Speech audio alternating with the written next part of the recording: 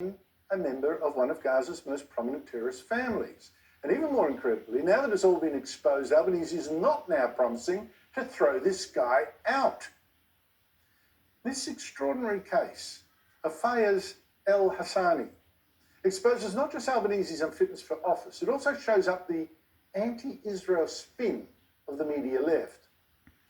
Now, you may have first read of El-Hassani when the Canberra Times and other newspapers published a tearish story about this 72-year-old Palestinian maimed Gaza artist in New South Wales after 10 of his family killed.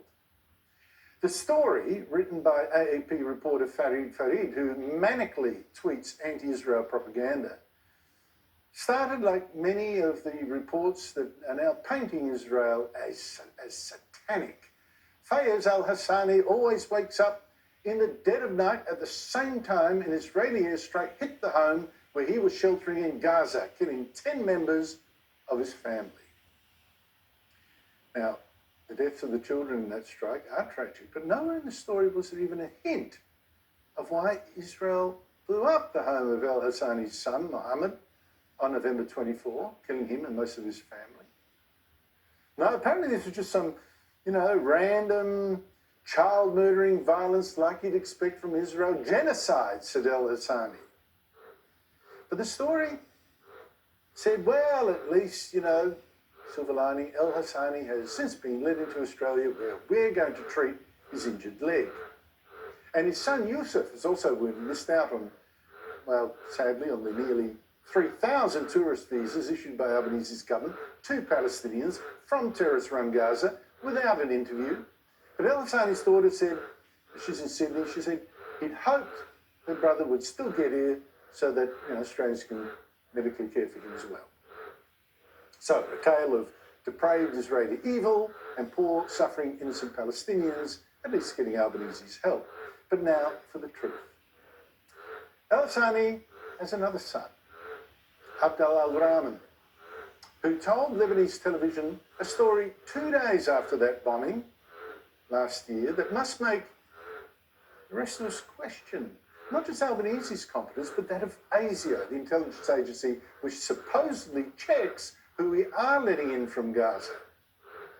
Now, this son said his brother Mohammed, Al-Thani's son as well, clearly Israel's target in that bombing was actually a commander of the operations unit of the Al-Quds Brigade, which is the armed wing of the Palestinian Islamic Jihad, that's what it's called, which helped start this war with Israel by joining Hamas terrorists and massacring 1,200 Jews.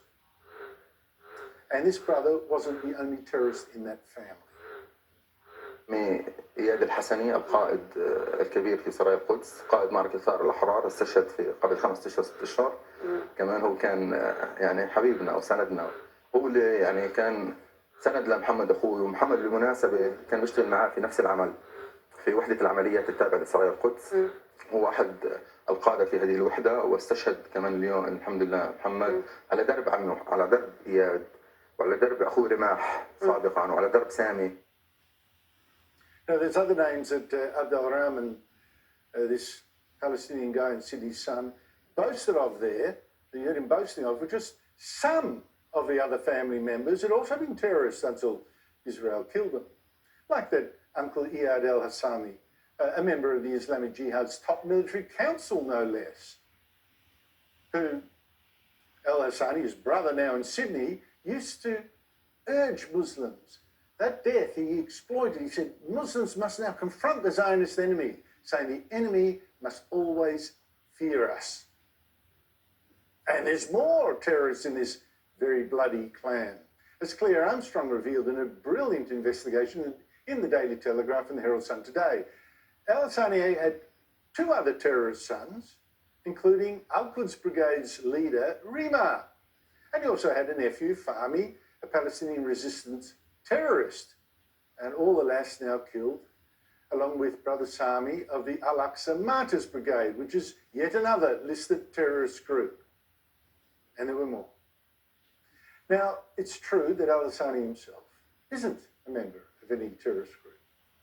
But he did host a gathering of terrorist leaders in 2019 in the cultural centre that he led, and he called on people to support Palestinian resistance and, he said, confront the occupation, Israel, by all possible means. So how on earth did this man get a visa to come here? And how did ASIO miss his terrorist links? Or did they simply not matter to it? Might be that Al-Hassani might just be the kind of person that Albanese is actually happy to let in, being so desperate to placate his party's hard-left anti-Israel supporters, to placate Muslim voters in Western Sydney. I mean, just this week, Albanese evacuated more than 1,000 Australians who'd been living in Lebanon, presumably Lebanese Australians, and now wanted to escape Israel attack on Hezbollah terrorists. Now, Sky News, as I showed you last night, interviewed one of them, who loudly praised Hezbollah. May I remind you, it's a banned terrorist group in this country. And he vilified Israel, again, as I showed you last night. Hezbollah, they are defending Lebanon from the Israeli invade. They invade Lebanon. They invade Lebanon many times before.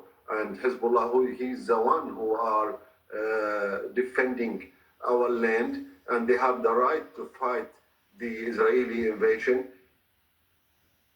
Albanese flew that bloke here for free? But in Parliament today, Albanese and his Home Affairs Minister, Tony Burke, acted like, importing even that patriarch of that clan that boasts many top terrorists. No big deal. Asked if he'd now cancel Al-Hassani's visa.